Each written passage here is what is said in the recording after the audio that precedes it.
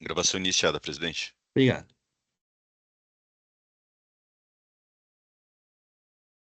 Bom dia. Iniciando a sessão de julgamento da primeira Câmara Julgadora do Tribunal de Impostos e Taxas do Estado de São Paulo, do dia 8 de abril de 2025, a qual está sendo gravada e será disponibilizada posteriormente. Pediria para todos os juízes confirmarem a presença, doutor Rafael. Confirmando aqui, o sistema está lento. Ok.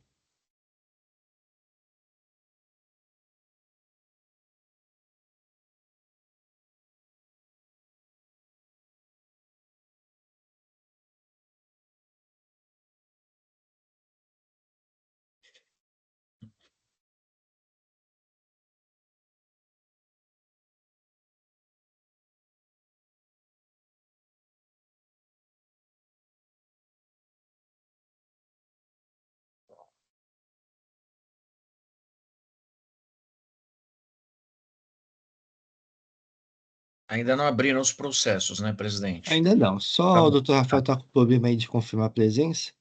Tá. Eu pergunto porque como está às vezes travando aqui, eu não sei se eu que estou sem informação, tá? Ainda está processando a confirmação de presença aqui. Ok.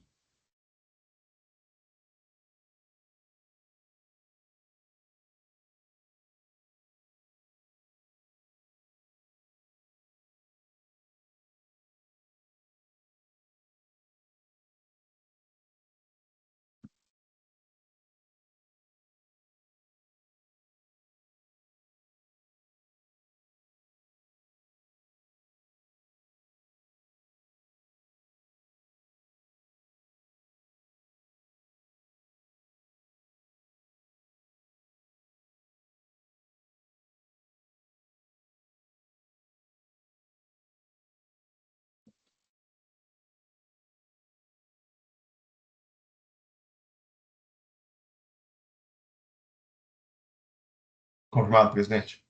Ok, obrigado. Todos os juízes confirmaram a presença do sistema de parte, vou iniciar a sessão. Temos 4 processos no dia de hoje.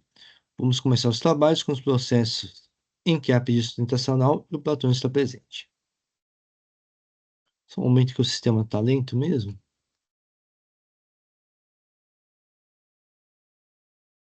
Está processando.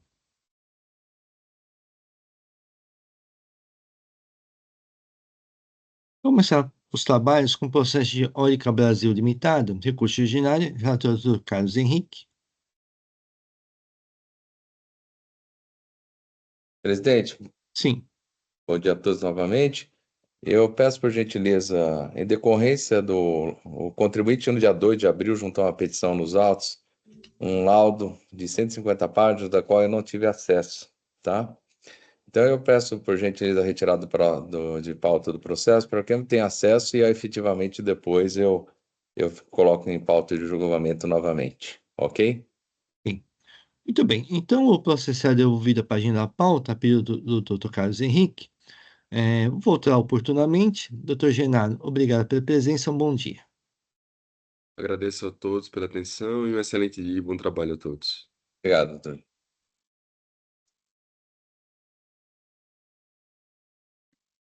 Doutor Carlos, eu vou ter que devolver para a agenda da pauta. Não consigo Ok. devolver para o relator, tudo bem?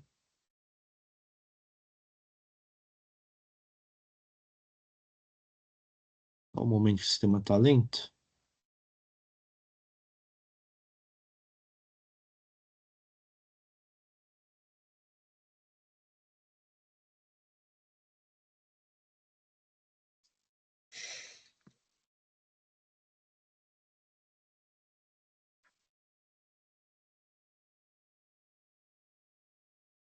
Nossa, processo de Nova Transportadora do Nordeste S.A.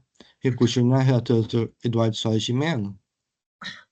Só um momento que eu vou fazer registro da presença do patrono. Só um momento que o sistema está processando ainda.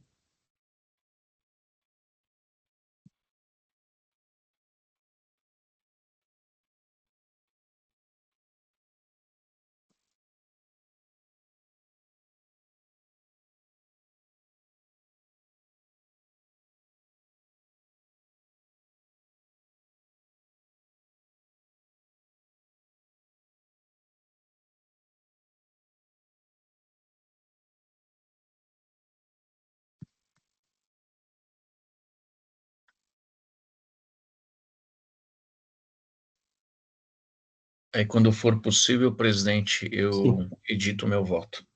Só um momento. Só um momento que o sistema está lento mesmo.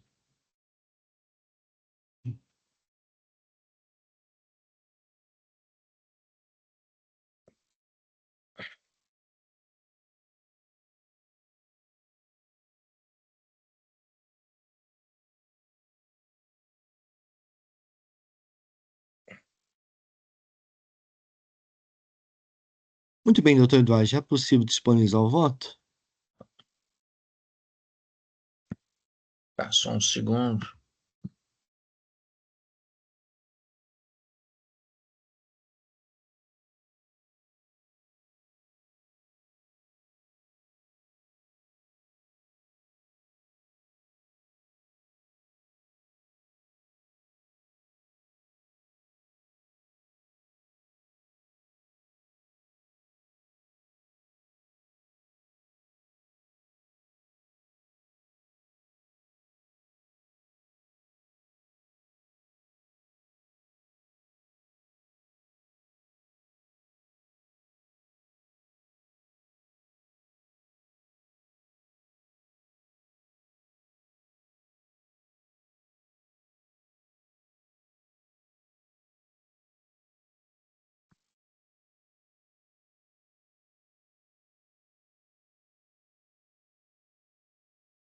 Presidente, Sim.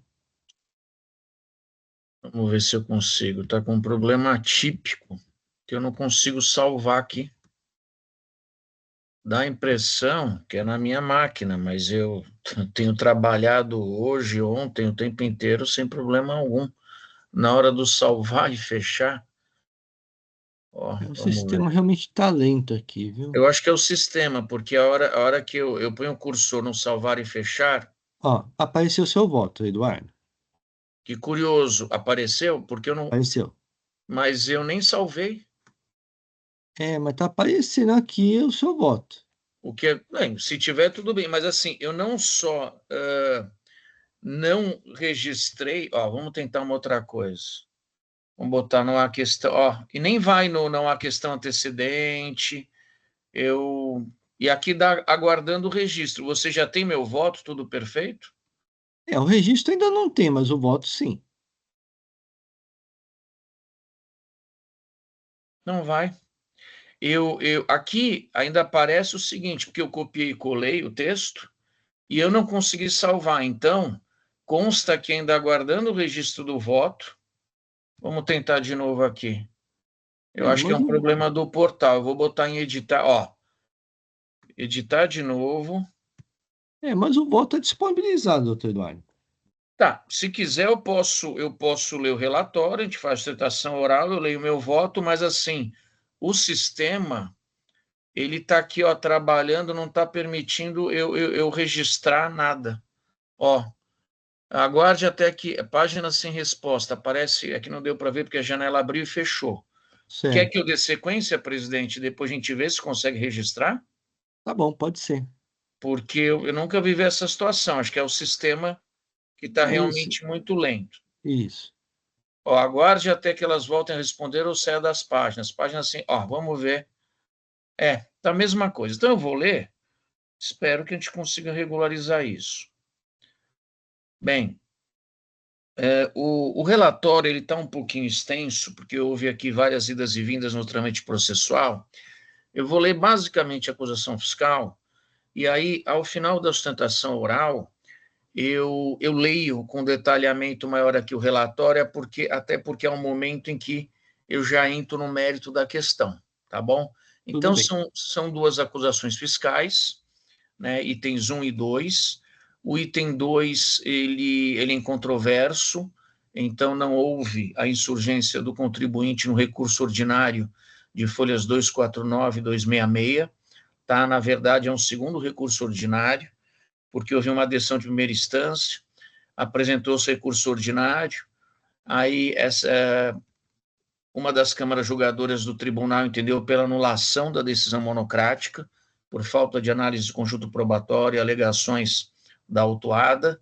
Aí, novo julgado singular foi novamente mantido alto, então interpôs-se ali um recurso ordinário, mas só em relação a acusação do item 1, que diz respeito ao creditamento indevido de ICMS em face da realização de estorno de débitos no livro registro de apuração em importância superior àquela a qual a recorrente teria direito. Então, eu acho melhor já dar oportunidade para a sustentação oral, e aí, claro que isso vai ser tratado na manifestação do patrono, mas aí no meu relatório eu detalho maior a situação fática que ensejou a autuação. Então, fique o patrono à vontade para a sustentação oral em 15 minutos. Perfeito, muito obrigado. Se me permitem, eu preparei um memorial para eu projetar. Conseguem ver? Sim. Bom, eu gostaria de iniciar saudando os ilustríssimos senhores juízes da primeira Câmara Julgadora. Como o doutor Eduardo colocou, de fato, esse processo teve bastante indas e vindas, e houveram 2 itens na autuação, até o primeiro estar relacionado ao segundo.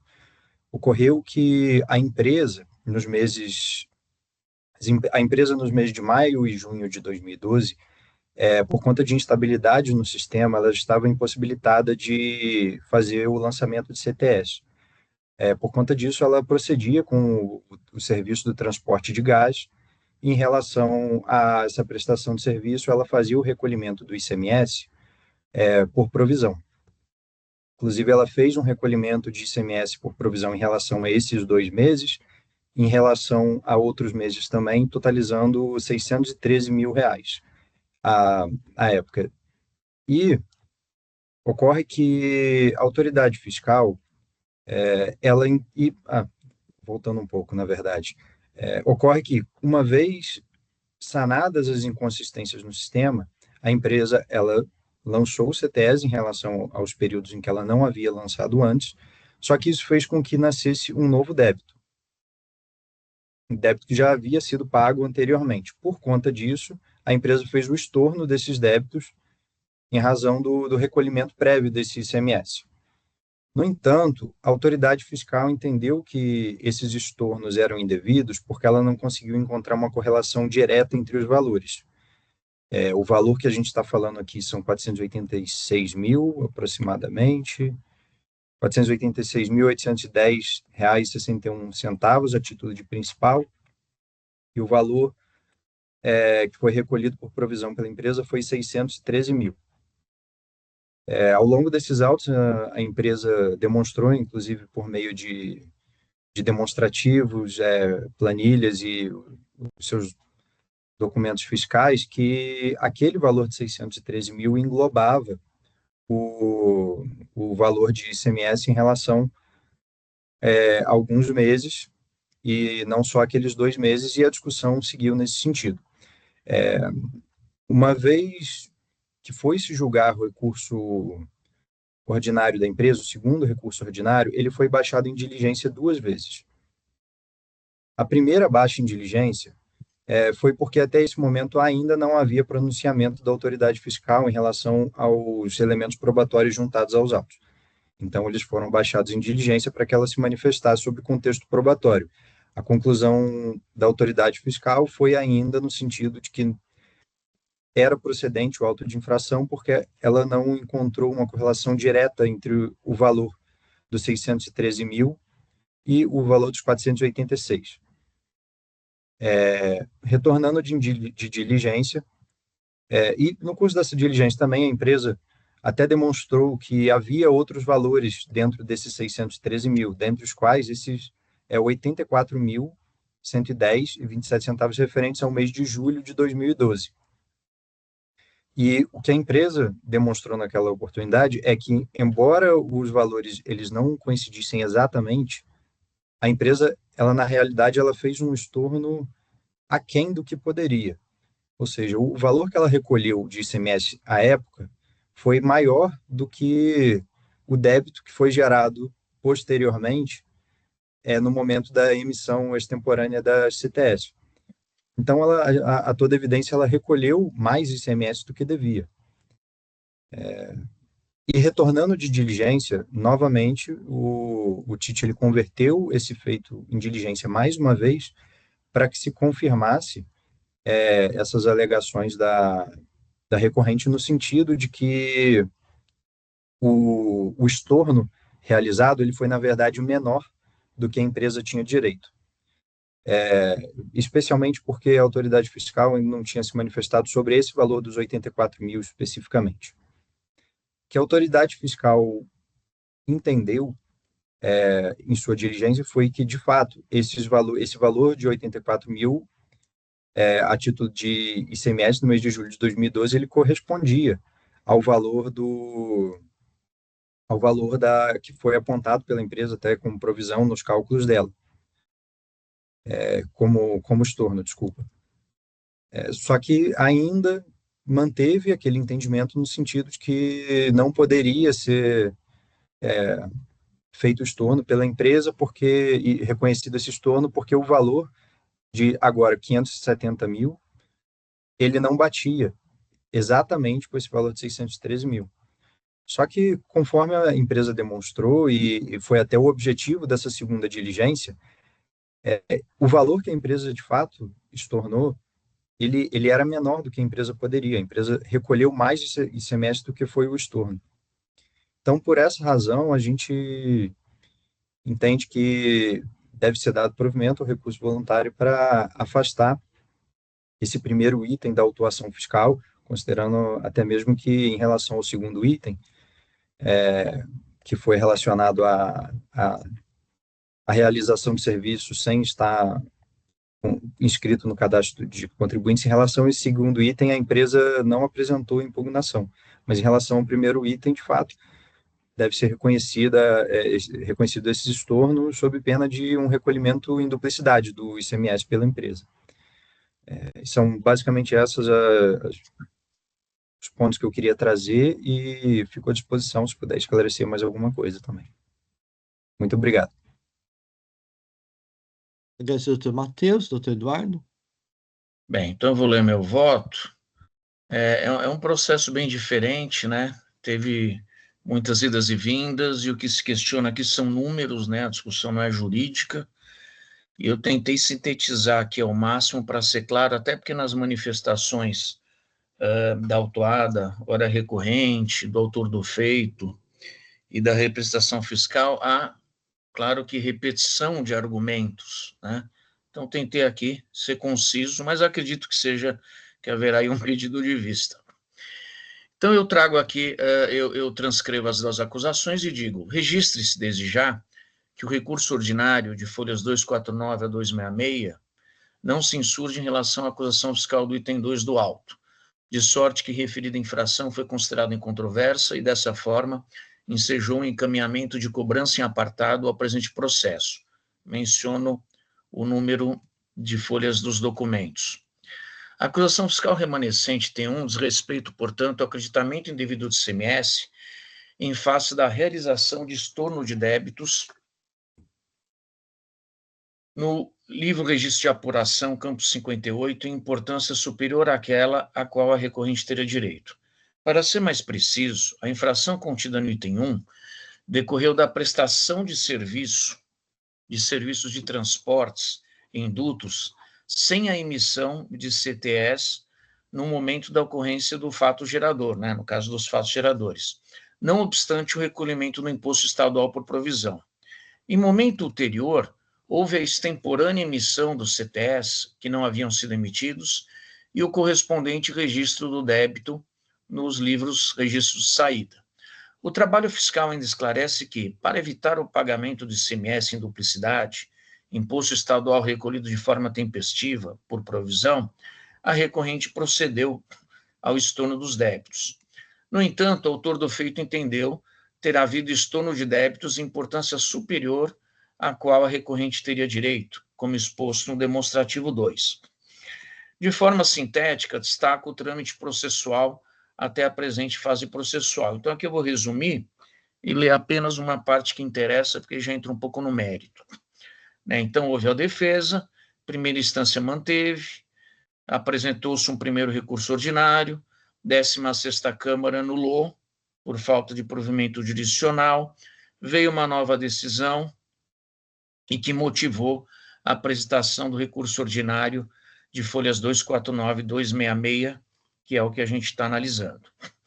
Ao apreciar o recurso ordinário, em sessão de julgamento realizada em 5 de fevereiro de 21, folhas tais, a 12ª Câmara Julgadora converteu o julgamento em diligência, requerendo que a autoridade fiscal apresentasse específica manifestação.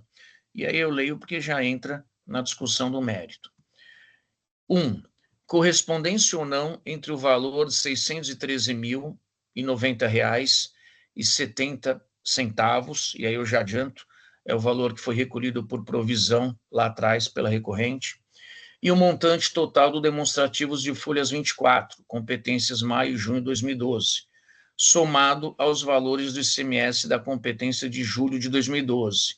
2. Relação ou não, quer dizer, para se manifestar se há relação ou não, entre esse mesmo valor, né, os 613 mil e tanto, recolhido por provisão pela recorrente, guia de recolhimento folha 58 do processo, e o ICMS devido nos meses de maio, junho e julho de 2012.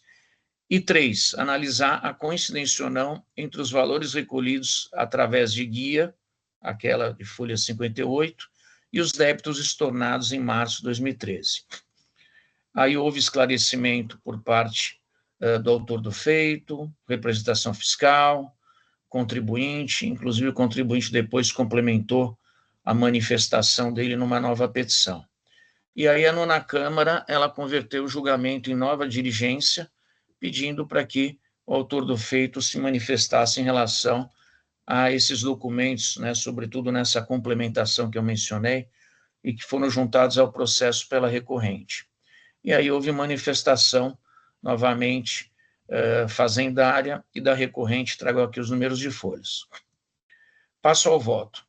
O conjunto probatório carreado ao processo, bem como os esclarecimentos trazidos ao auto de infração pela recorrente em diferentes oportunidades, evidencia a correção do procedimento por ela adotado ao estornar débitos de ICMS em virtude do recolhimento do imposto estadual por provisão, relativo às competências de maio e junho de 2012. Em outros termos, não reconheço a legitimidade da acusação fiscal, item 1 do auto, que imputa a cobrança autuada, ICMS, multa e juros de mora, por pretenso estorno de débitos do imposto estadual em valor superior ao que teria direito. Recorda-se que, por falha no sistema de informática interno da recorrente, não foi possível a emissão de conhecimentos de transporte eletrônicos, CTS, nas prestações de serviço de transporte dutoviário realizadas em maio e junho de 2012. Dada essa circunstância, houve o recolhimento do respectivo ICMS das respectivas competências, maio e junho de 2012, por provisão. E, quando o aludido problema interno foi solucionado, a recorrente procedeu, 1, a emissão extemporânea do CTS, menção no campo observações sobre a ocorrência dos fatos geradores em maio e junho de 2012. 2, ao registro dos débitos no livro registro de saída. 3, ao estorno, creditamento dos débitos de sua escrita fiscal em março de 2013, tendo em vista o prévio recolhimento do imposto estadual desses períodos, por provisão, sob pena de pagamento do tributo em duplicidade.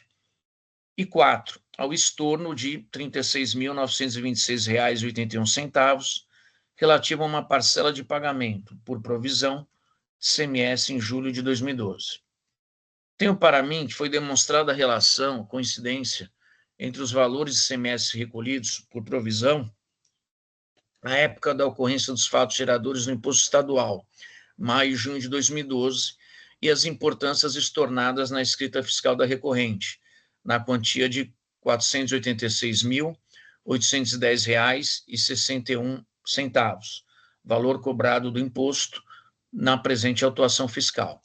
Dessume da guia de recolhimento de 10 de agosto de 2012, folha 58, o pagamento do imposto estadual em enfoque no valor de R$ 613.090,70, dentro do qual está inserido, conforme demonstrado pela recorrente, o montante de R$ 486.810,61. E aí eu reitero o valor que está sendo cobrado do imposto, no auto. Demonstrativo detalhado dos estornos, folhas 20 a 22, evidencia referido expediente da recorrente em março de 2013, consistente na 1. Emissão extemporânea do CTS, CTS de número 128 a 175, e respectivos estornos, no valor de R$ 264.271,20, tendo em vista o pagamento do CMS por provisão relativo a maio de 2012, e na 2, emissão extemporânea CTS, número 176 a 226, e correspondentes estornos na escrita fiscal, no valor de R$ 222.538,82, em face do recolhimento do CMS por provisão, referente a junho de 2012. A soma desses valores, e aqui eu vou resumir os valores, 264 mil e poucos e 222 mil e poucos, resulta no montante de 486 mil e poucos, valor do imposto exigido no auto de infração. Informação adicional contida no mencionado demonstrativo revelou a emissão extemporânea do CTS número 542 a 558, CTE informado anteriormente, de forma equivocada, como CTE 979, conforme dessume da petição de folhas 450 a 569. E o estorno em abril de 2013, no valor de R$ 84.101,37, em decorrência do pagamento do imposto estadual por provisão referente a fatos geradores ocorridos em julho de 2012. Em outras palavras, e diferente do que assevera a fiscalização, não há que se falar em ausência de relação entre a soma dos valores estornados, R$ 570.911,98, fruto da adição de 264 mil e poucos, 222 mil e poucos e 84 mil e poucos, e a soma do valor recolhido pela recorrente, que é aquele mencionado, R$ 613.090,70, cuja guia de pagamento está as folhas 58 do processo. Anote-se a constatação de que o valor de R$ 613.090,70 corresponde à soma dos valores devidos nos meses de maio e junho de 2012, com ICMS relacionado ao mês de julho do mesmo exercício. Não merece prestígio a afirmação fazendária de que não haveria coincidência entre os valores e argumentos apresentados pela recorrente, em razão da alegada diferença entre os valores de R$ 570.911,98, informado pela recorrente, R$ 483.108,86, informado pela fiscalização, e R$ 613.090,70, recolhido, referente a maio, junho e julho de 2012. Não há que prevalecer a assertiva da legitimidade da acusação fiscal do item 1 do auto de infração, em razão da pretensa inexistência de relação entre o valor total estornado atinente a maio, junho e julho de 2012, que é o 570 mil e poucos, e a quantia recolhida pela recorrente, 613 mil e poucos. O quadro apresentado pela recorrente às folhas 20 e 21 aponta que, ao recolher o valor de 613 mil e poucos, a parte litigante estornou valor inferior ao que tinha direito, uma vez que o creditamento na escrita fiscal em março de 2013 foi de apenas 570 mil e poucos.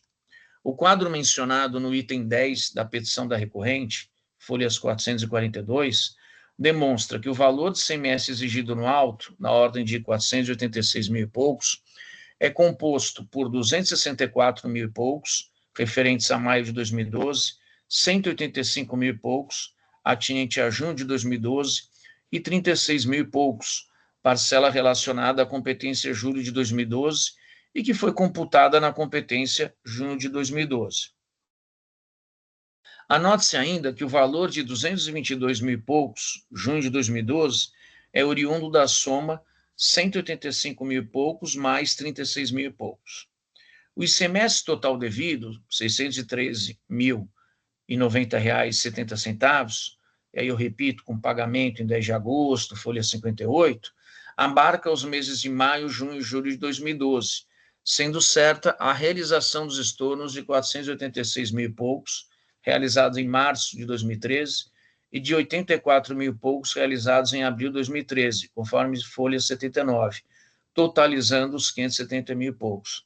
A diferença de R$ 42.178, de R$ 42.178,22, né, e aí eu faço aqui a subtração, 613, que é o que ele pagou, menos o 570.911,98, dá esses 42.178,22 centavos, valor informado na planilha de folhas 570, constitui parcela de CMS não estornada pela recorrente, embora fosse de direito. Dito de outra forma, diz respeito a saldo remanescente e, assim, denota pagamento a maior do imposto estadual pela recorrente. Destarte, não houve estorno de débitos em valor superior ao que a recorrente tinha direito, conforme sustenta o trabalho fiscal no demonstrativo 2, no valor de R$ 486.810,61, que é o valor do imposto no alto, mas estorno de débitos em valor inferior ao que a parte litigante poderia ter efetuado. Significa dizer, em outros termos, que fora recolhido ICMS maior para os meses de maio, junho e julho de 2012. Demonstrada a relação direta entre o valor total recolhido e o valor total estornado de débitos no período abarcado pelo auto de infração. Finalmente, e como bem salientado pela recorrente, não se vislumbrava correspondência, isso lá atrás, entre o valor recolhido na GARI e os montantes estornados de débitos, simplesmente porque, até julho de 2012, a mesma recorrente só havia estornado o valor de R$ 570.911,98 do valor de R$ 613.090,70, que é o que ela pagou e juntou à guia, e que tinha o direito de estornar. Tendo em vista a ilegitimidade da acusação fiscal do item 1 do auto, conheço e dou provimento ao recurso ordinário. Tecidas essas considerações, deixo de me manifestar acerca da argumentação subsidiária da recorrente, relativa à penalidade e aos juros de mora aplicados. Em face do exposto, conheço e dou provimento ao recurso ordinário, reconhecendo a insubsistência da acusação fiscal do item 1 do auto lavrado. Então, resumindo ao máximo, o que foi a situação fática? Acho que ficou claro para os colegas. Ela teve, a recorrente, um problema, né, num sistema ali de informática, e aí, nesse momento, né, dentro desse problema, nesse contexto, nesse cenário, ela prestou serviço de transporte dutoviário. E aí, então, ela, estimando ali o valor de pagamento de CMS, ela o fez por provisão. E aí, quando o problema foi solucionado, ela então emitiu as CTS, né, de forma extemporânea, e como tinha que lançar o débito na escrita fiscal, ela o fez, mas procedeu ao estorno, né, dos períodos ali de maio, junho e tal, e aí houve, claro que, além dessas, várias outras particularidades, como momentos em que ela fez estornos. Então, teve um momento que ela fez em março de 2013, houve um momento que ela fez em abril de 2013.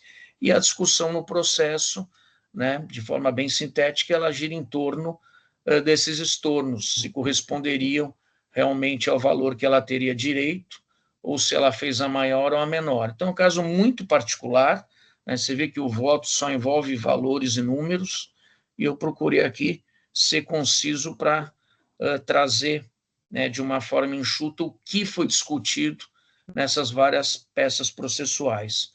Esse é meu voto, presidente. Agradeço, doutor Eduardo. Eu tenho uma ligação ao patrão, doutor Matheus. Supostamente, pelo que entendi, então, o contribuinte não conseguiu emitir o CTS, né? Então, realizou uma provisão, correto? Exato. Só que nos meses de maio e junho não fez nenhum recolhimento e foi fazer recolhimento só em julho, correto?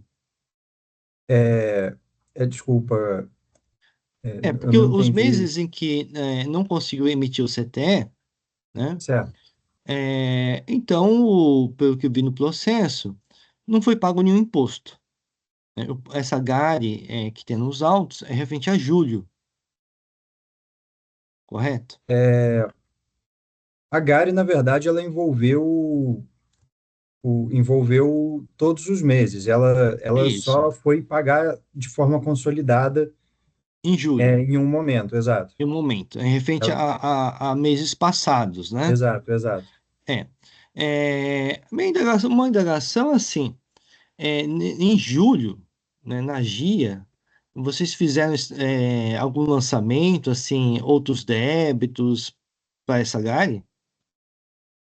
Olha, eu não vou saber falar Doutor Inácio, eu estou com a especificamente. GIA aberta aqui. Tá, Eu vou até compartilhar a tela, mas foi lançado como outros débitos de outros 603 em débitos, julho. Hum. tá. Ah, tá Travou. bom. Não sei se dá para ver. Ah, sim, agora dá para ver claramente. Tá, foi lançado em outros E- débitos. Em julho de 2000 em julho de 2012, que é esse pagamento de 600 deixa eu Ah, compartilhar de entendi. novo aqui. Ok. Mas tá bom, ficou essa dúvida, assim, como é que fez o lançamento Hum. para casar com a Gari, né? Mas tudo bem. Então, como é um processo que envolve uma análise um pouco profunda dos números e dos documentos, eu vou solicitar vistas e processo retornar oportunamente. Só um momento só.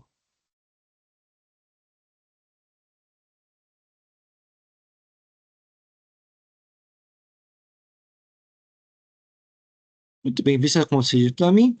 Doutor Matheus, então eu vou processar em vista e votar oportunamente para o julgamento definitivo.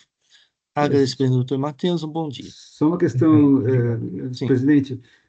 Só para lembrar, teve um outro processo de uma empresa que não é a mesma, mas certamente é ligada, que chama Nova Transportadora do Sudeste. Essa é do Nordeste, em tá. que o senhor já votou, que é o 4083-255. Pode auxiliar também.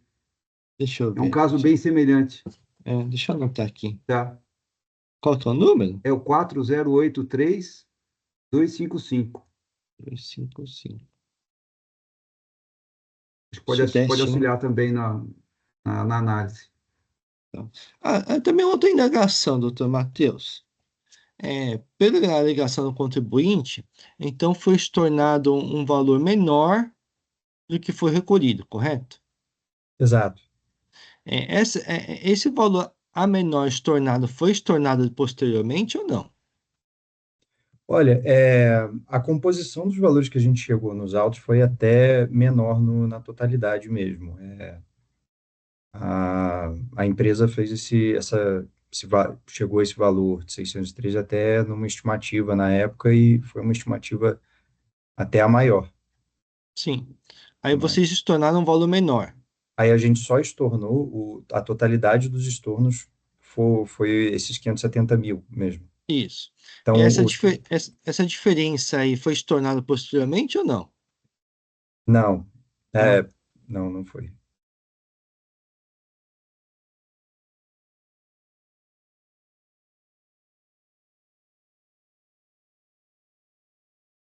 Tudo bem, doutor Matheus. Agradeço a experiência do doutor Matheus. Um bom dia. Agradeço, bom dia.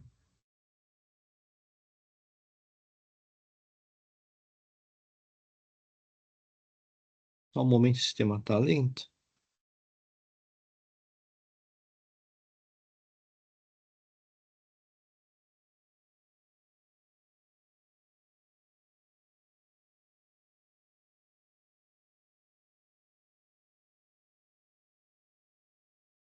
Passar por processo de Praxis Embalagem Limitada, recurso ordinário, não há pedido de sustentação oral, é de minha relatoria.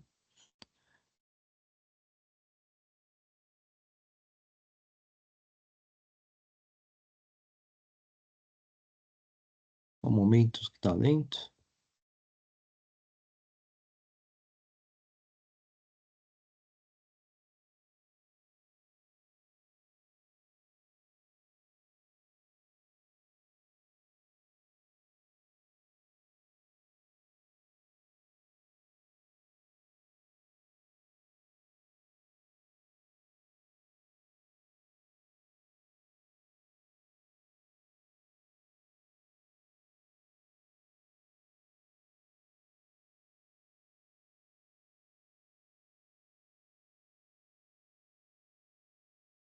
Muito bem, recurso ordinário são 7 acusações fiscais. Acreditar-se indevidamente semestre relativamente à operação de entrada, aquisição de mercadorias para uso e consumo. Acreditar-se indevidamente semestre decorrente da escrituração no livre registro de entradas de notas fiscais eletrônicas que não atendem as condições previstas no item 3 do parágrafo 1º do artigo 59 do regulamento. Acreditar-se indevidamente semestre decorrente da escrituração no registro de entradas de notas fiscais eletrônicas que também não atendem as condições previstas no item 3 do parágrafo 1º do artigo 59 do regulamento. Deixar pagar semestre para fatos geradores ocorridos no período de 1 de 1 de 2021 a 31 de 12 de 2021, em decorrência de diferenças apuradas entre operações de remessa, retornos de depósito fechado, armazém geral, apurado por meio do levantamento fiscal. Deixar pagar semestre no período de 1 de 1 de 2020 a 31 de 12 de 2020, em decorrência de diferenças apuradas entre as operações de remessa e retorno de mercadorias a título de industrialização efetuada para terceiros, apurado por meio do levantamento fiscal. Deixar de pagar semestre no período de 1 de 1 de 2021 a 31 de 2 de 2021, decorrente de diferenças apuradas em operações de remessa e retorno de mercadorias a títulos de industrialização efetuada por terceiros, apurado por meio do levantamento fiscal. 7. Última acusação fiscal, deixar de pagar semestre no período de 1 de 1 de 2021 a 31 de 2 de 2021, decorrente de diferenças apuradas entre operações de remessa e retorno de mercadorias a título de industrialização efetuada para terceiros, apurado por meio do levantamento fiscal. A adição primeira instância julgou improcedente o AIM. Inconforme a adição primeira instância, o contribuinte interpôs recurso ordinário, apresentando cinco alegações: nulidades, conversão em julgamento de exigência, boa-fé, princípio da não columatividade previsto constitucionalmente e direitos dos contribuintes de usufruir o crédito semestre indevidamente glosado, declaração de individualidade da nota fiscal não impede o direito ao crédito semestre, limitação da multa arbitrada, aplicação de taxa juros, da taxa Selic aos juros. Por fim, requereu a conversão de julgamento de diligência, abstenção da parte de qualquer ato constitutivo de bens direitos contra recorrente, anulação da autoinflação, subsidiariamente a retificação da autoinflação, a redução da multa e a aplicação da taxa Selic. A douta implementação fiscal manifestou-se pelo disprovimento de recurso ordinário. Ex-relatório, vou passar o voto. No tocante às alegações de nulidade, não assiste razão recorrente. A petição de folhas 1703 a 1706, apresentada após a manifestação do auditor fiscal atuante, e requerendo que seja apreciada juntamente com as razões de defesa, não pode inovar as razões desta, uma vez que foi protocolada em 30 de 10 de 2024, ou seja, após o prazo legal, artigo 35 da Lei 13457, de 30 dias, da ciência da lavatura da inflação, ocorrida entre 29 de 7 de 2024, ou seja, intempestivo, o artigo 29, inciso 1, na Lei 13457 de 2009, estabelece que não será processado o contencioso administrativo pedido que seja intempestivo. Assim, o julgador de primeira instância é obrigado a apreciar a petição apresentada intempestivamente à defesa. Quanto à ordem de serviço fiscal, ela propicia a transparência da atividade de fiscalização, garantindo que o contribuinte possa atestar a oficialidade da fiscalização em seus trabalhos, bastante que contenha a identificação do auditor fiscal encarregado de execução, a autoridade responsável por sua emissão, o contribuinte local onde será executado, o período a ser fiscalizado e o número do telefone ou endereço eletrônicos, onde poderão ser obtidas informações necessárias à confirmação da sua autenticidade, bem como a confirmação do seu recebimento recorrente, atendendo assim o artigo 9º da Lei Complementar 939/2003. As irregularidades somente podem ser apuradas no curso da fiscalização, assim não há necessidade de OSF prévia especificamente estabelecer que seria realizado o levantamento fiscal. Nesse sentido, observo quando decide nesse TIT, uma jurisprudência aqui, no processo 13681, 331-265-2006, relator Dr. Fábio Castilho. O limite da OSF é o período de 1 de 1 de 2020 a 31 de 12 de 2021, ou seja, não foi extrapolado tal limite, uma vez que o levantamento fiscal abrangiu estritamente este período, como consta expresso no relatório de acusações fiscais dos itens 2 a 5 do AIM. Só um momento, vou fazer uma pequena correção de registração.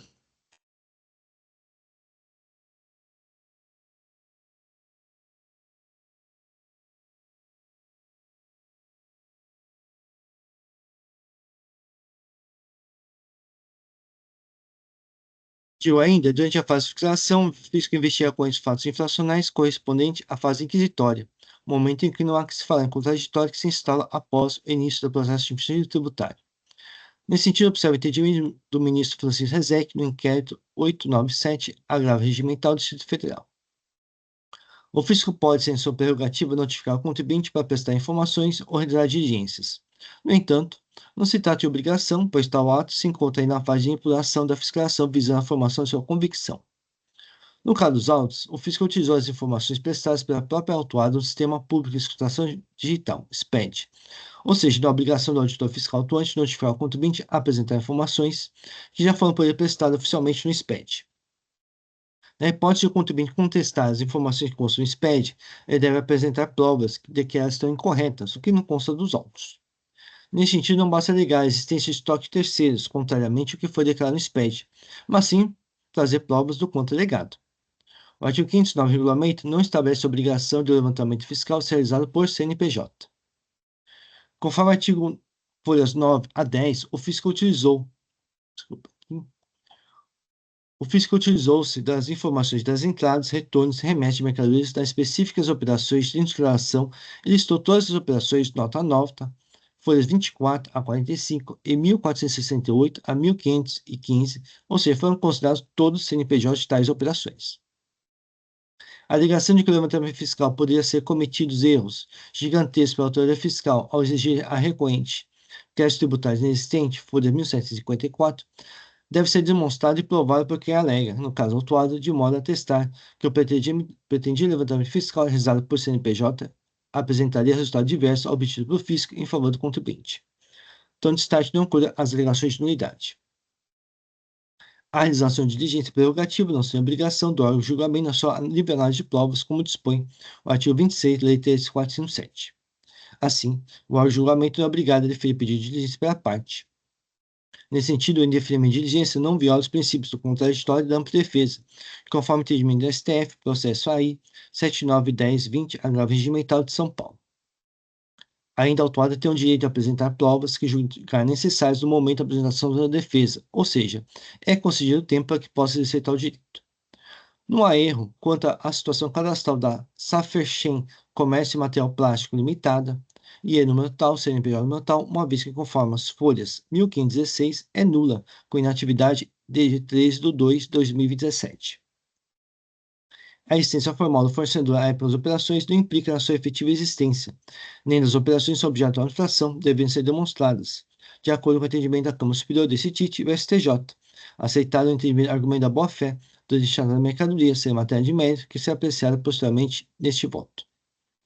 O STJ do agravo regimental do recurso especial 101.586 São Paulo, relator ministro Otávio de Noronha expôs.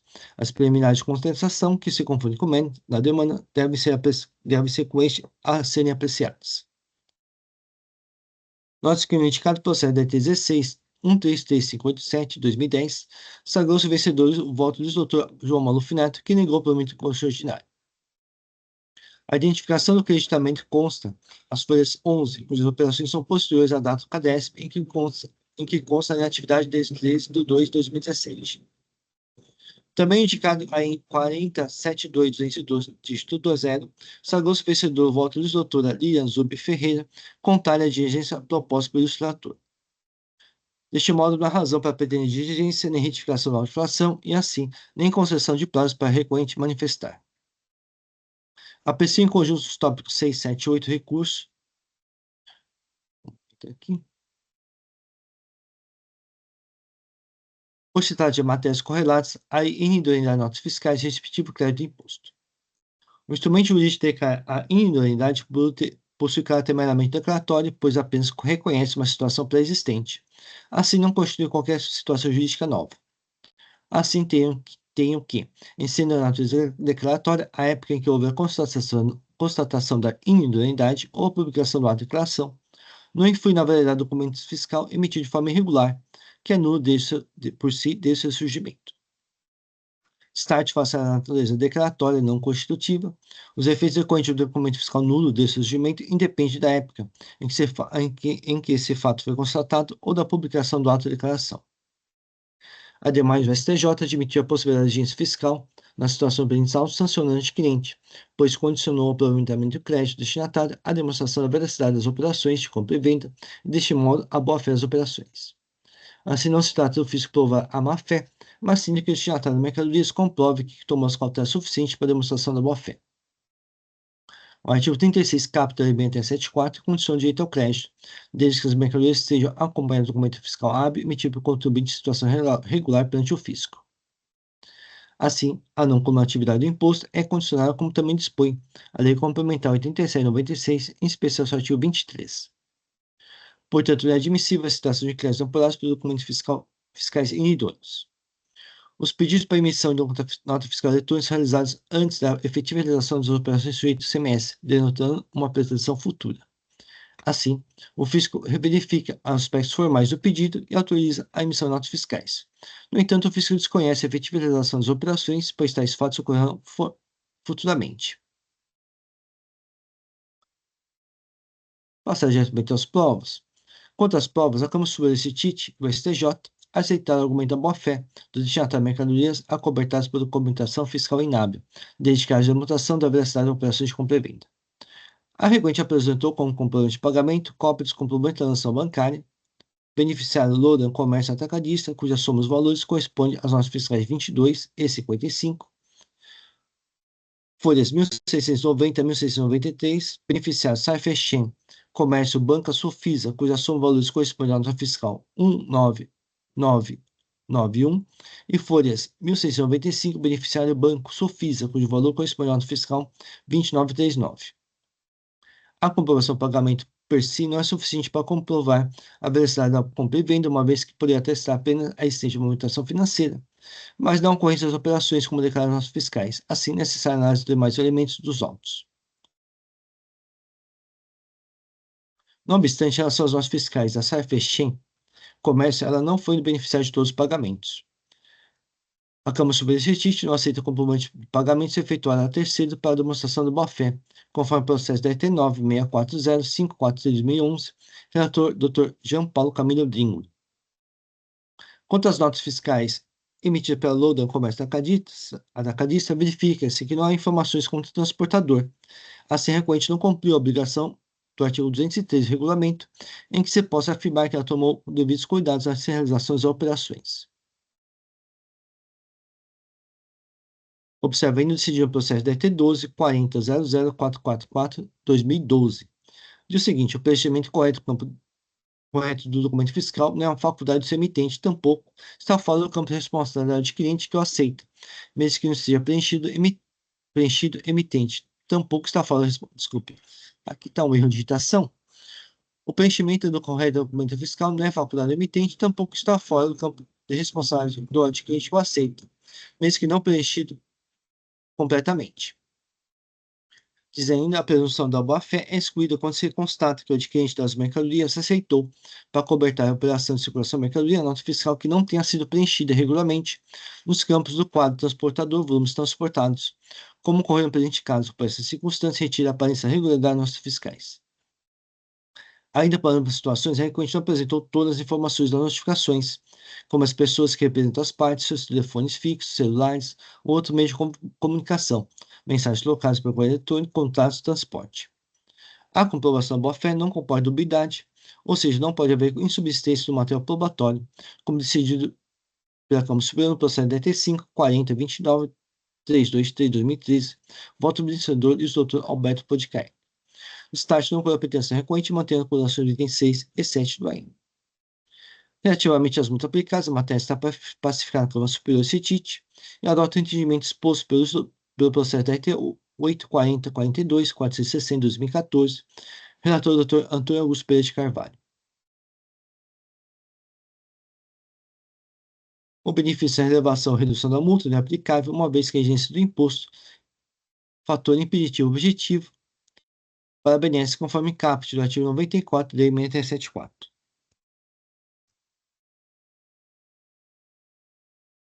Então, destaque não pela pretensão recorrente. Quanto aos juros, o termo inicial da contagem é do período 31 de 1 de 2020 a 1 de 1 de 2022, ou seja, são ação limitada da Selic nos termos da Lei 16.497 de 2017.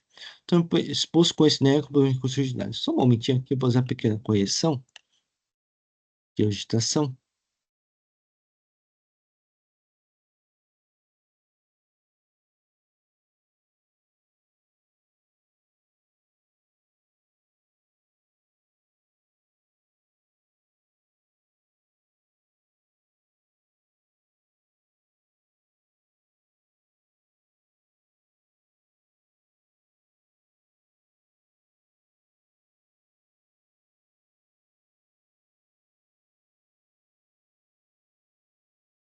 O momento que está lento.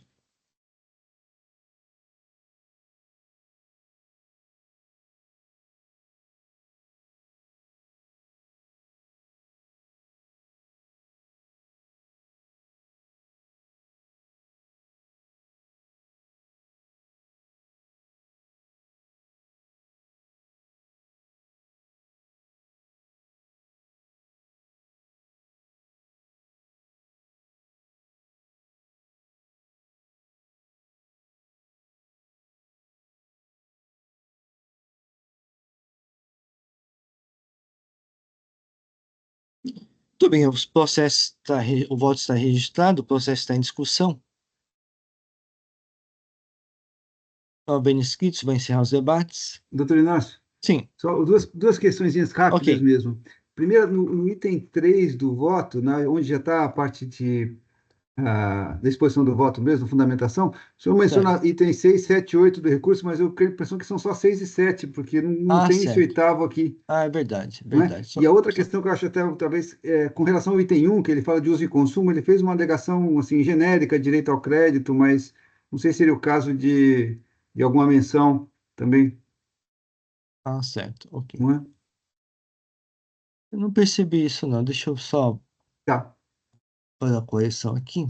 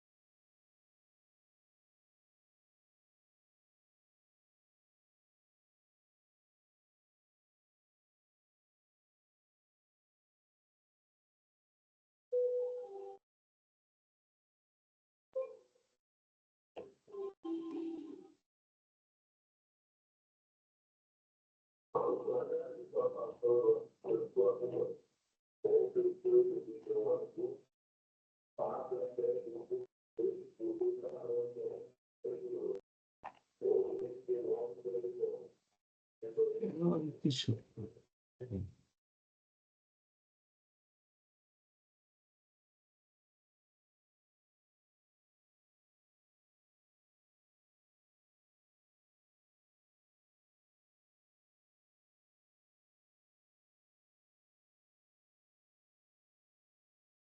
Presidente, eu só vou me ausentar por uns 30 Ok. segundos, tá? Tudo bem.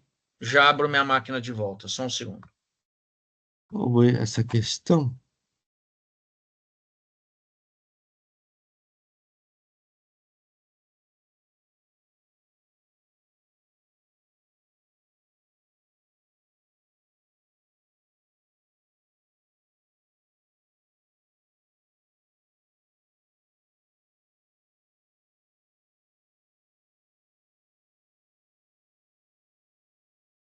Doutor Tabi, eu estou tentando procurar aqui alguma coisa sobre o item 1 do AIN, o recurso, não estou encontrando. Então não tem mesmo, ele só fala de forma genérica, assim, né? Ele fala, olha, eu tenho direito ilimitado ao crédito, então não sei se seria o caso de simplesmente na fundamentação falar, olha, o quanto ao item Tá. 1 não Ok. né? É Só porque... para evitar qualquer Tá bom. questionamento de falta de Eu vou fazer, apreciação de... Vou fazer uma menção, porque Né? Só uma menção especificamente não curtíssima, teve né? nada. Eu Não, entendi realmente ele não se defendeu, né?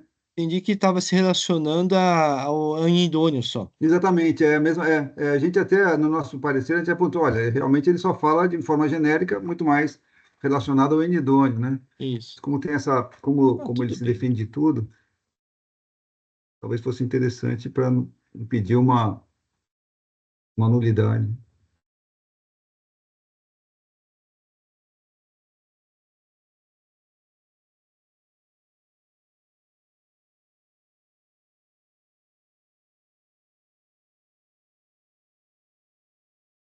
Olha a pequena menção.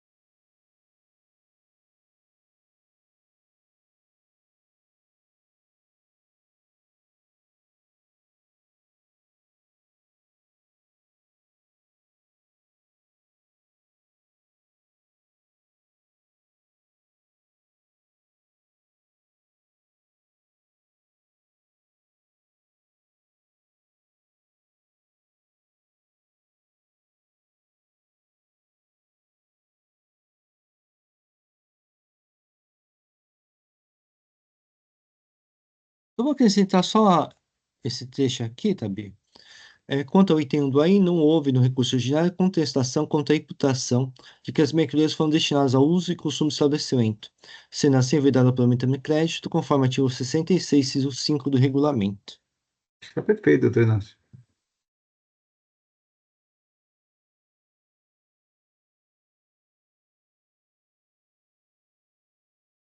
Um momento, o sistema está lento.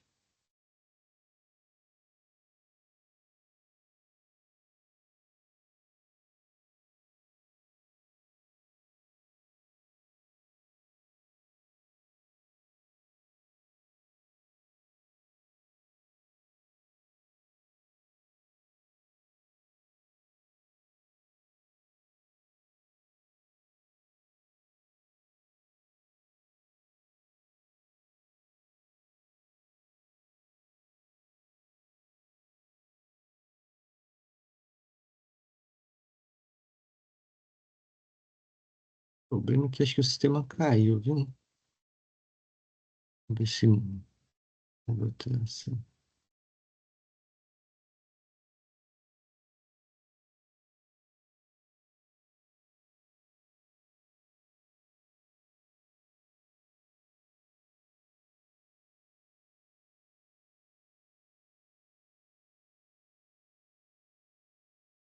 ter que fazer de novo, porque eu fui salvar, o sistema caiu.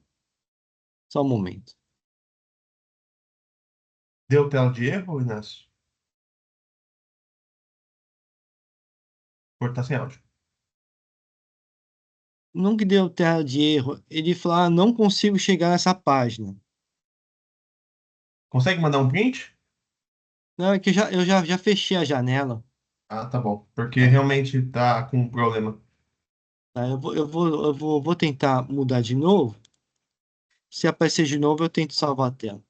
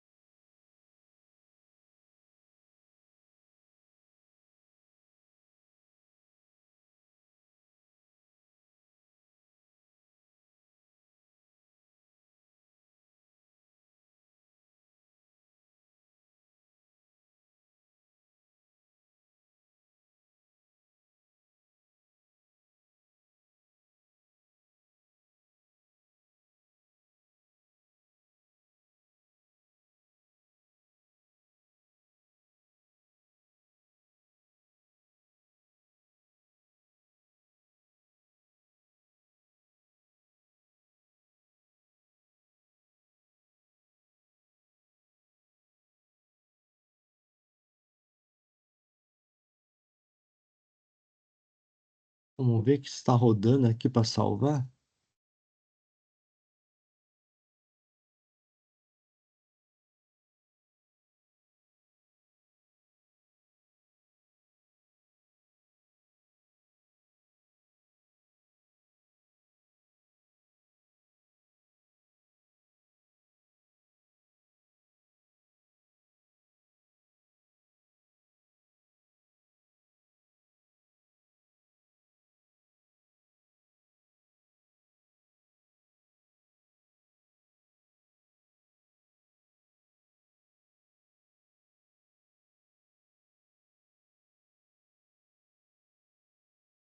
Ah, Rafael, apareceu de novo aqui. Apareceu de novo? Apareceu o que apareceu exatamente? Parece assim, uma nuvenzinha, não consigo chegar a esta página. A conexão foi redefinida. Aí tente Ah, verificar a conexão, verificação de proxy e firewall. tá. Não é do EPAT, né? É aquela do Windows mesmo, do É, Edge, né? é do Edge. Acho que é problema da rede. Então, porque de vez em quando, quando eu vou entrar na Fazenda, também aparece essa página, mas depois, com o tempo, ele volta. Entendi. Então, agora eu não sei.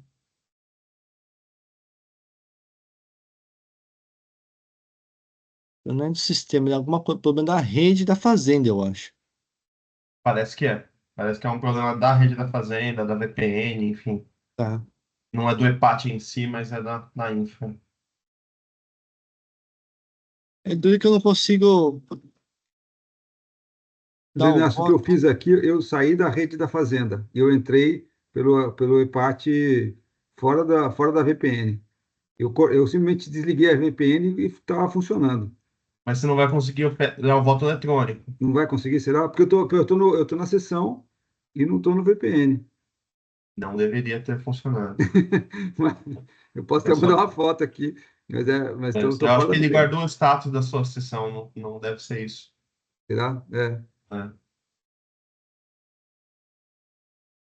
Tá complicado. Agora tá um pouco travado o sistema aqui.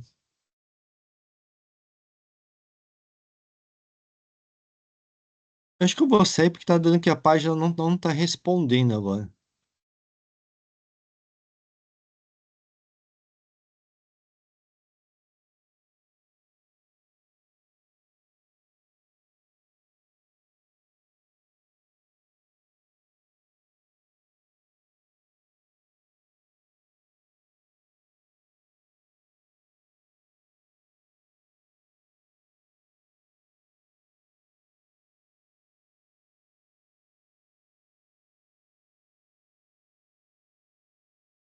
Eu vou fazer o seguinte, olha, eu mudei só o item 6 e 7 bem rapidinho e foi. Vou escrever fora, quanto ao item 1, eu vou só copiar e colar em vez de fazer diretamente.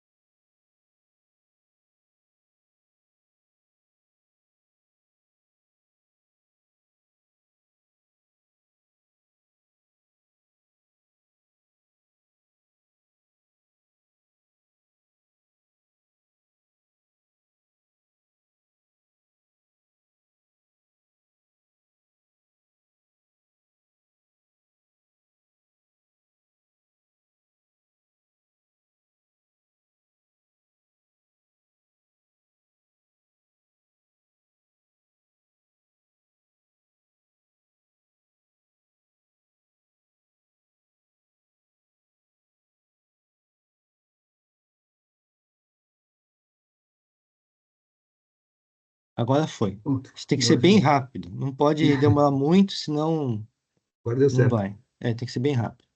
Muito bem, o processo está em discussão. Não havendo inscritos, vou encerrar os debates. Vou verificar o quórum de presença.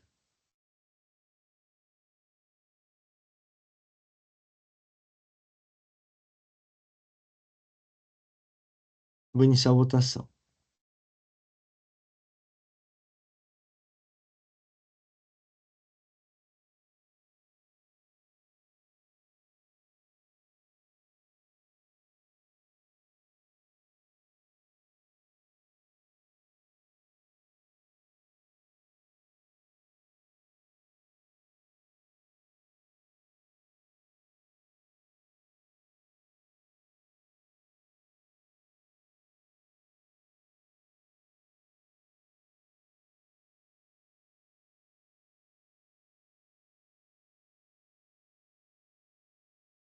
Iniciada a votação, recurso já de placas e embalagem limitada foi conhecido e não provido.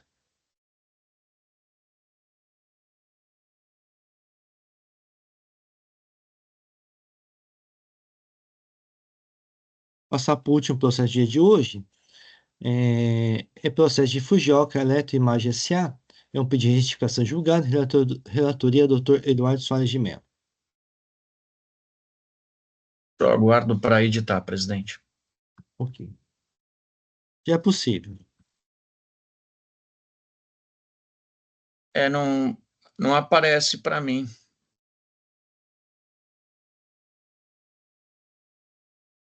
Para mim já está na fase de debates, Eduardo.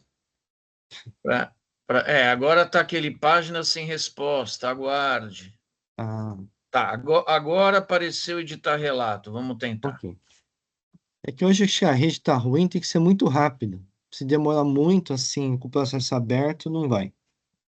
Na verdade, bem, vamos lá, vamos ver agora sim.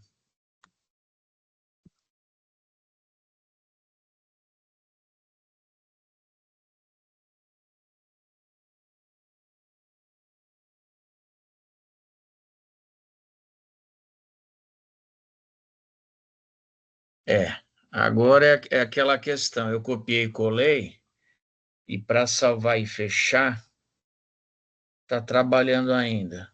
Então, não sei se a gente aguarda ou se vocês já tiverem vendo o meu voto, eu leio. Está falando para aguardar aqui. Ainda não estou vendo seu voto, não. Tá. Porque está a mesma situação inicial daquele outro caso, né, em que eu havia copiado e colado, mas ainda não tinha salvado e fechado, né? E aí foi bem ali a fórceps, né, que a coisa aconteceu. Agora apareceu, não é possível acessar esse site, a conexão foi redefinida.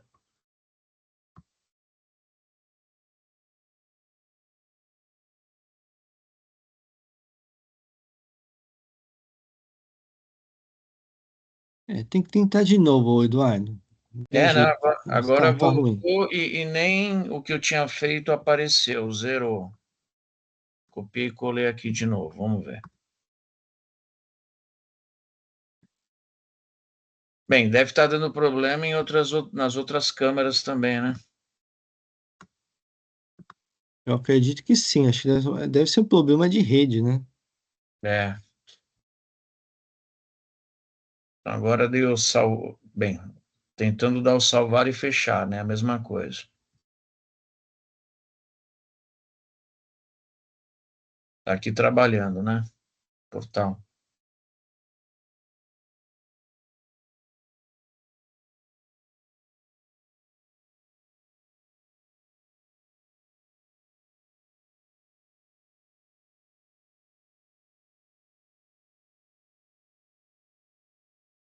O voto está aqui agora, Eduardo.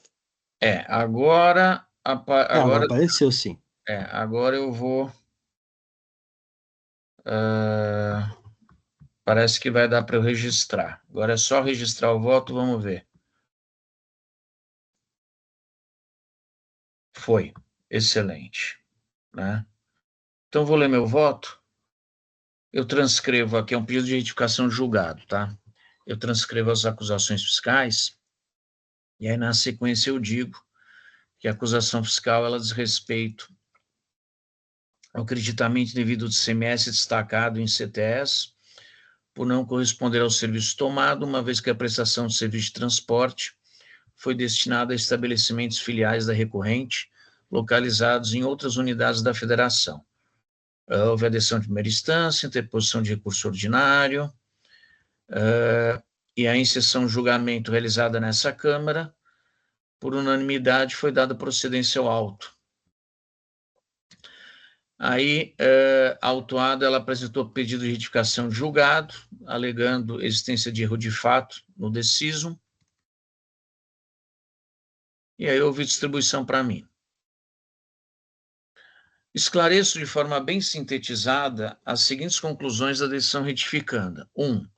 Infração incontroversa, tendo em vista erro de sistema reconhecido pela requerente, prestação de serviço tomado pela filial do Espírito Santo, serviços tomados pela filial do Espírito Santo e créditos aproveitados pela filial em São Paulo.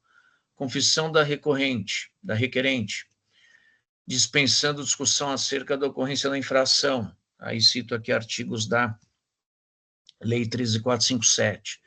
Inocorrência de espontaneidade da requerente em face de trabalho fiscal em curso à época do reconhecimento do incorreto procedimento adotado e alegado compromisso de correção. Impossibilidade de aplicação do 527A, né, porque envolveu aqui a infração falta de pagamento de imposto, prejuízo praticado ao erário em virtude da apropriação indevida de créditos de ICMS, né, e aí explico mais um pouco sobre isso, e consideração do artigo 28 da Lei 13.457, para não conhecer a alegação de confiscatoriedade da multa. No que concerne a questão envolvendo situação própria, a existência de saldo credor do ICMS em benefício da requerente, transcrevo a decisão retificanda. Então, aqui, se precisar, eu leio, mas está aqui no voto os parágrafos relativos a esse ponto. Dessume do pedido de retificação de julgado a pretensão de reforma de decisão proferida por essa Câmara em decorrência de alegado erro material do decisum.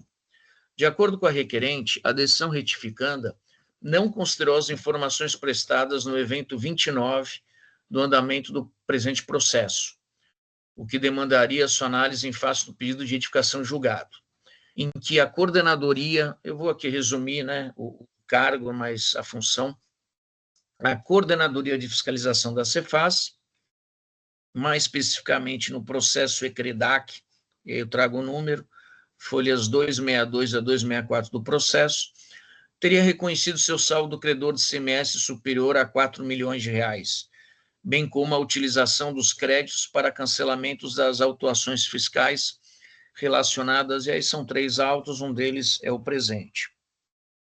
Mediante abatimento, conforme artigo 72C do regulamento. Para que não remaneça a dúvida, reproduzo parte da manifestação do coordenador de fiscalização da Cefaz, né, o senhor César Akio Itokawa. E aí eu transcrevo aqui essa manifestação dele, se precisar eu leio. Na sequência eu digo: com base nessa manifestação fazendária, a requerente pleiteia, em novo julgado desta Câmara, o reconhecimento do direito ao abatimento dos aludidos créditos na presente autuação fiscal, sob pena de violação de princípios jurídicos, não confisco, boa-fé objetiva, legalidade, devido processo legal, razoabilidade, eficiência e moralidade. Não vislumbro data vênia erro de fato na decisão retificanda, não se exigindo da mesma sua retificação, por não se tratar de subsunção dos fatos ao disposto, entre outros, no artigo 15, parágrafos 1º e 2º da Lei 13.457. Não há que se falar em saneamento da decisão retificanda mediante retificação para proferimento de novo julgado, porque o decisum não considerou como inexistente situação fática existente. Não houve destarte falta de análise de circunstância fático-jurídica em documento trazido tempestivamente ao processo pela requerente. Ao contrário, houve a devida prestação jurisdicional decorrente da emissão de juízo de valor acerca dos fatos trazidos em tempo hábil ao processo. Explico de forma concisa com a seguinte informação cronológica. Em 24 de fevereiro de 22, foi elaborada e assinada a aludida manifestação da Coordenação de Fiscalização da Cefaz, deferindo o pedido de apropriação de créditos acumulados CMS da requerente, assim como mencionado os autos de infração contra ela lavrados. Em 9 de março, houve interposição do recurso ordinário. Em 23 de setembro, tudo 2022, tá? A requerente apresentou petição, evento 29 do trâmite processual, informando o deferimento pela coordenação da fiscalização do pedido de apropriação de créditos acumulados do CMS. Em 27 de setembro, houve o julgamento do auto com decisão retificanda pela sua manifestação.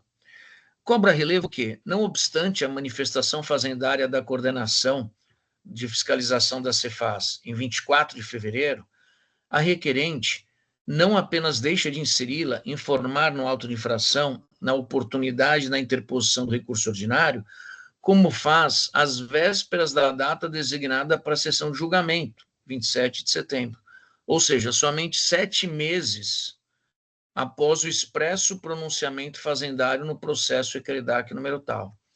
Em conformidade com o que dispõe o artigo 19 da Lei 13.457, abre aspas, as provas deverão ser apresentadas juntamente com o auto e com a defesa, salvo por motivo de força maior ou ocorrência de fato superveniente. Nos termos do parágrafo 2º do artigo 19, essas circunstâncias, força maior ou fato superveniente, devem ser cabalmente demonstradas. O deferimento do pedido de apropriação de crédito acumulado do CMS não configura documento novo, isto é, não faz prova de fato superveniente, pois o mesmo já existia desde 24 de fevereiro, e não foi informado no recurso ordinário interposto depois, em 9 de março. Em outros termos, poderia ser considerado documento novo, isto é, fato superveniente em relação à defesa de folhas, mas não em comparação ao recurso ordinário e cuja prestação deve atender ao prazo legal.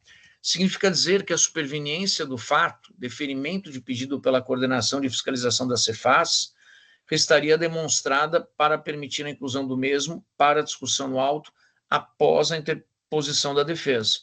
Por outro lado, a antecedência, em contraposição à superveniência do fato, ao momento de apresentação do recurso ordinário que omitiu sua existência, como se dá no caso concreto, desautoriza sua apreciação por manifesta intempestividade.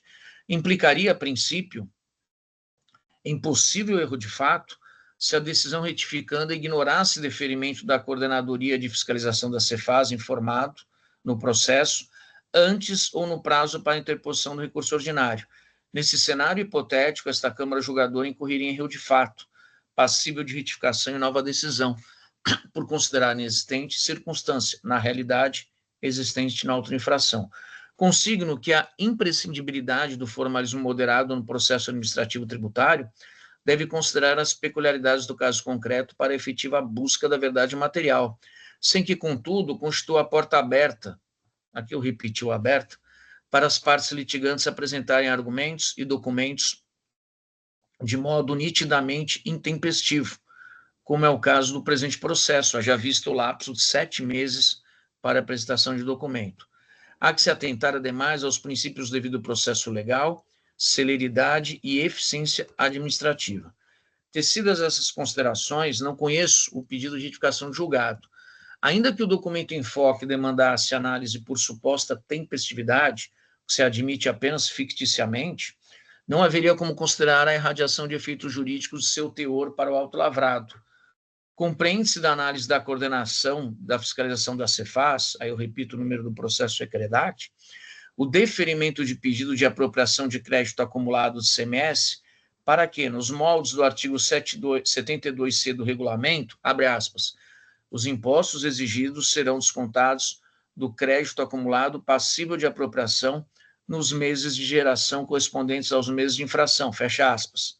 Aí eu transcrevo 72C, seus incisos, e digo, em síntese, a norma jurídica, artigo 72C, inciso 2 do regulamento, permite que o imposto exigido na auto-infração seja deduzido do valor do crédito acumulado passível de apropriação até que ocorra uma das seguintes situações.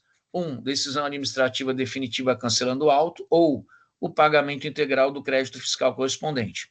Há que se aguardar, portanto, o julgamento definitivo do presente auto de infração ou seu integral pagamento para que seja liberada a dedução no pedido de apropriação de crédito acumulado. O deferimento da coordenação de fiscalização cinge-se à autorização para apropriação de crédito acumulado no imposto estadual. Não possui influência sobre o julgamento no auto, porque não diz respeito à autorização para compensação de exigência fiscal em autuação fiscal com saldo credor do contribuinte autuado. Pensamento contrário culminaria em inaceitável usurpação de competência oriunda da ingerência da figura da autoridade administrativa executante e fiscalizadora sobre a autoridade administrativa julgadora, esta última com atribuição exclusiva para julgamento do auto, o que não pode ser admitido. A pretensão de compensação do ICMS exigido nesse auto com saldo credor do imposto estadual foi devidamente analisada pela decisão recorrida, afastando assim equivocada afirmação de erro de fato no julgado. Haja vista as seguintes conclusões agora sintetizadas. 1. Inexistência de comando normativo na legislação que trate da possibilidade do fisco estadual autorizar a realização de recomposição da escrita fiscal do contribuinte. 2. Creditamento indevido de ICMS como circunstância para, em consonância com a legislação tributária que disciplina a matéria, legitimar a exigência do imposto estadual com a lavratura de auto. E 3, inadequação do auto para a compensação de saldo credor com valores oriundos de infrações cometidas pelo contribuinte do ICMS. Em face do exposto, não conheço o pedido de retificação de julgado, mantendo a decisão retificanda que houve por bem julgar o auto de infração lavrado procedente. É assim como voto, presidente.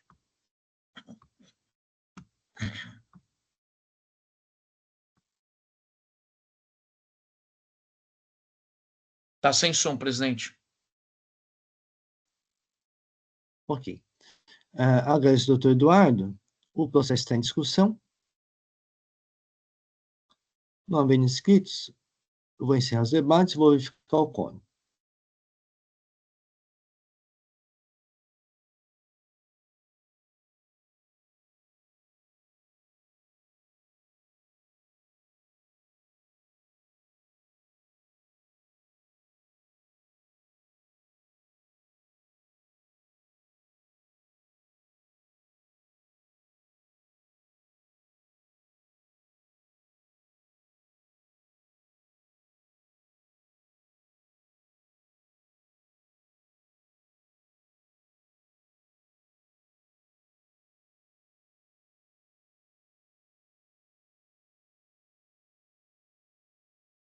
Vou iniciar a votação.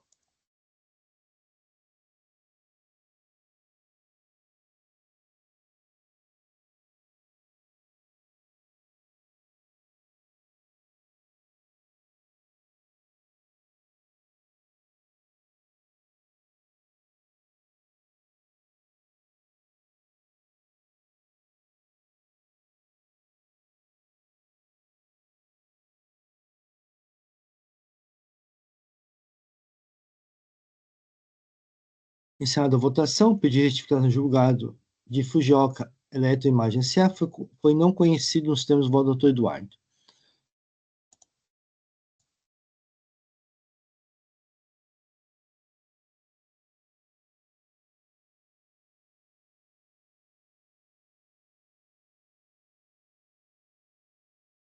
Só um momento que o sistema está lento.